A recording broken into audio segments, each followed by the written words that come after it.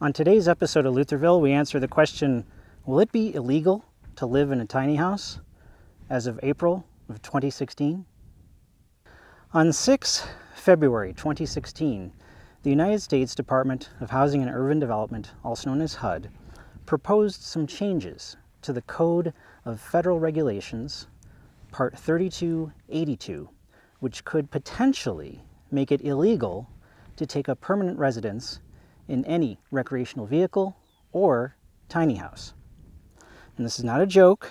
This is not some paranoid conspiracy. These are real changes being proposed.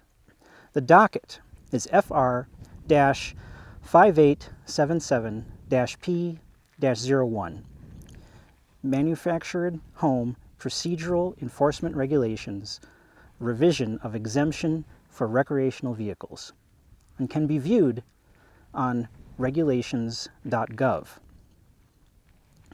HUD has taken comments from the public until 11 April 2016 before making any decisions on these proposed changes. So, if you are a retired couple living in an RV, traveling, you need to reply and comment and voice your opinion. If you're a young couple living in an RV, you need to speak out against this. If you're thinking of building a tiny house, or if you're a manufacturer of tiny houses, you need to voice your opinion.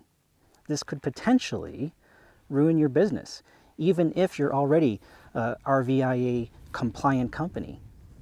Now, like I said, I'm not being some paranoid conspiracy theorist. These are genuine, real, proposed changes. Look them up yourself. But they are only proposed at this point. They have not become official regulations. So you need to read them over, understand what they mean, and speak up. The response I wrote is a 5-page reply containing a lot of boring legal information. So I'm not going to read it to you. However, let me tell you the highlights. The proposed wording of FR-5877-P-01 makes all full-time RV living non-compliant. Inclusion of the new phrase, quote, designed only for recreational use and not as a primary residence or for permanent occupancy, end quote, as a definition of an RV is not acceptable. According to the Recreational Vehicle Industry Association, or RVIA, there are nearly 9 million households in the United States with an RV. Now, among those millions of people, a large percentage are retired couples who live in their RV full-time and have purchased land as a permanent residency in an RV park. This one phrase could potentially turn millions of law-abiding citizens into outlaws. Now, while I'm certain HUD didn't intend to make it illegal to live in an RV permanently, the stipulation might have such consequences and must therefore be changed. The proposed wording of FR-5877-P-01 forces all recreational vehicles and tiny houses to conform to one of the following 3 building standards: CFR Part 3280, NFPA 1192-15, ANSI A119.5-15. Now, while this is certainly desirable and possibly a predominant motivation for authoring FR-5877-P-01 in the first place, it must be clearly stated that these regulations are only going to be applicable to existing vehicles constructed before a certain date, or allow said vehicles the opportunity to pass certification by a reasonable deadline of a year or more in the future. That way, no existing vehicles will be unjustly penalized. Now, in order to alleviate all those problems, I made some slight changes to the wording of document FR-5877-0-P, whatever the hell it was. And you can see those comments that I made at www.regulations.gov. Now, the changes that I proposed have the following important benefits. A, all RV trailers containing electrical generators shall remain legally compliant.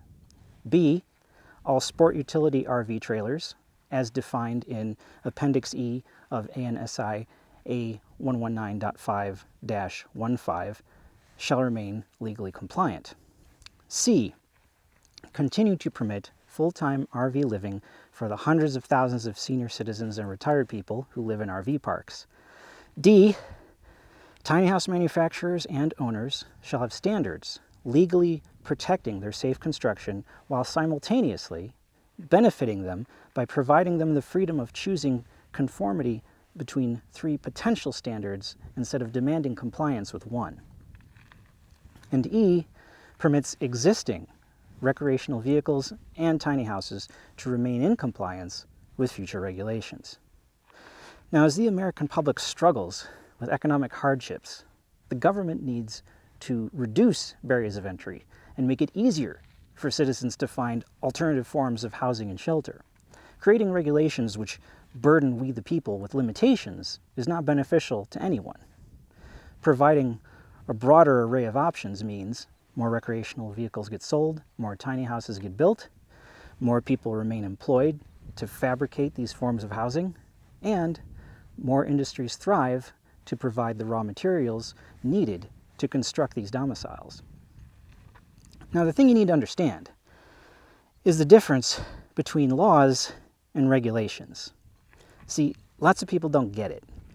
In a nutshell, there are only 4 types of laws: federal, state, county, and city. Now, laws carry punishments that are misdemeanors or felonies, and they can mean fines or imprisonment. Regulations are rules established by government agencies which serve as guidelines to those laws, and therefore they lack the power to invoke legal punishments, but they can be the catalyst for enforcing laws. Additionally, regulations are frequently used as a foundation to create new laws with similar wording. And that is why it is important to speak up against unfair regulations. Because although no government agency has the power to arrest you for breaking a regulation, they can inform the authorities to arrest you if that regulation also happens to be a law. Now, I'm not a lawyer, but you have to kind of become one to decipher these regulations. So again, if you are involved in the industry of tiny houses or recreational vehicles in any way, as an owner or manufacturer, I implore you to go to regulations.gov website and post your comments regarding docket FR-5877-P-01. This could affect all of us, so you need to say something. I would also like to commend the response from Jim Coca of Escapees RV Club, who wrote a very articulate and intelligent reply. Please be sure to check out the Escapees RV Club response to gain a better understanding of other viewpoints. Remember, you have until 11 April 2016 to submit your comments. So, hurry up. Thanks for watching.